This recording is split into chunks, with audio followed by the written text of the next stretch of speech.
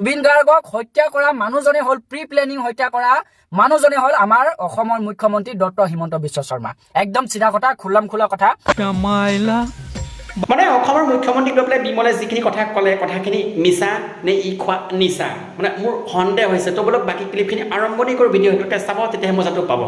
আমাৰ অসমৰ ৰাইজে দেখিছে নে নাই দেখা নাই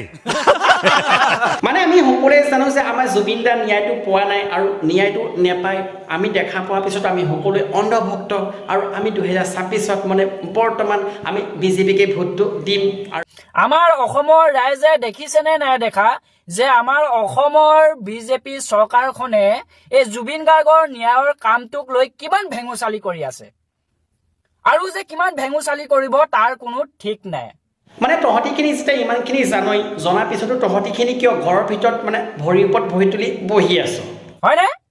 ইমান ভেঙুচালিখিনি দেখাৰ পাছতো যিটো জুবিন গাৰ্গৰ ন্যায়ৰ কামটোক লৈ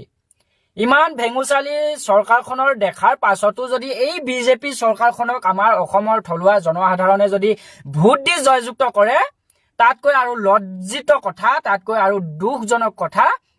আমাৰ অসমৰ এই জনসাধাৰণখিনি যে নিৰ্লজ্জ দুতলীয়া স্বভাৱৰ মুখ ইয়াত কিন্তু আৰু কোনো প্ৰমাণ নালাগে মানে মামা আপোনাৰ এয়াই নেকি ভাগিন মানে আপুনি থকা এয়া মৰম নে গৰম মানে আপোনাক যিটো কৰিছে ধুলাই কিন্তু মোৰ সন্দেহ হৈছে ই ৰাতিপুৱা শুই উঠি খালে নেকি চুলাই আপোনালোকে দেখিছে নে নাই দেখা যে জুবিন গাৰ্গৰ ন্যায়ৰ কামটো যিমান ভেঙুচালি হৈছে হা কিমান মিছা কথা আপোনালোকে চাওকচোন খুদ মুখ্যমন্ত্ৰী এগৰাকী হৈ ইমান মিছা কথা শুভা পায়নে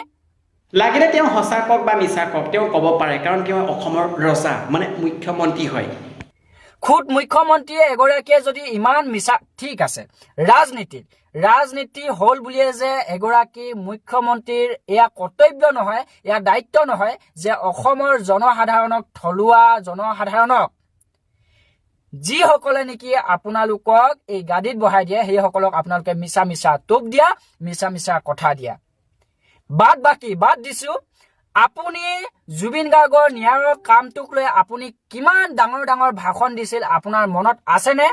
জুবিন গাৰ্গক যে ন্যায় দিব নোৱাৰিলে 2026 চনৰ নিৰ্বাচনত আপোনালোকে আমাক ভোট দিব নালাগে অবিয়াছলি নিশ্চয় আপোনালোকে আমাক কিয় ভোট দিব নালাগে ভোট দিবলৈ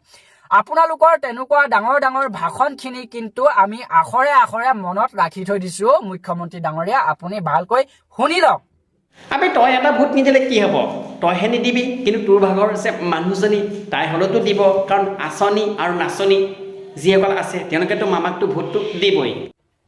এতিয়া অৱশেষত নিৰ্বাচনৰ কাষ চাপিছে আপুনি কি কৈছে জুবিন গাৰ্গক আমি ন্যায় দিম আপোনালোকে আমাক জিকাই দিয়ক 2026ৰ ইলেকশ্যনত আমাক জিকাই দিয়ক আমি জুবিন গাৰ্গৰ ন্যায়ৰ বাবে ফাষ্ট ট্ৰেক আদালত আমি ব্যৱস্থা কৰিম মই এইটো কাৰণে বাৰম্বাৰ আপোনাক কৈ থাকো মুখ্যমন্ত্ৰী ডাঙৰীয়া আপোনাৰ এখন কলিগো বুজ নাই আপোনাৰ এখন মুখ মই কিন্তু এটা কথাই জানো যে অসমৰ মুখ্যমন্ত্ৰী এজন লাগিলে তেওঁ ভাল হওক বেয়া হওক কিন্তু তেওঁ বেয়া মানে ব্যৱহাৰটো কৰিব নালাগে যিদৰে আজি আমাৰ এই বোপাই মানে বিমলে কৰিলে আৰু আশা কৰোঁ যদি ইমানেই শ্বেয়াৰ কৰক যাতে অসমৰ প্ৰত্যেকৰ মোবাইলত গৈ পেলাই সোমাই আৰু ভিডিঅ' চাই যদি ভাল লাগিছিল লাইক যদি কৰে লাইক কৰিব চেনেলটো যদি ছাবস্ক্ৰাইব কৰে ছাবস্ক্ৰাইব কৰিব ধুনীয়াকৈ কমেণ্ট এটা কৰি জনাব পাৰিলে যদি শ্বেয়াৰ নকৰাকৈ নাথাকিব আৰু আজিলৈ ভিডিঅ' এৰিছোঁ জয় অসম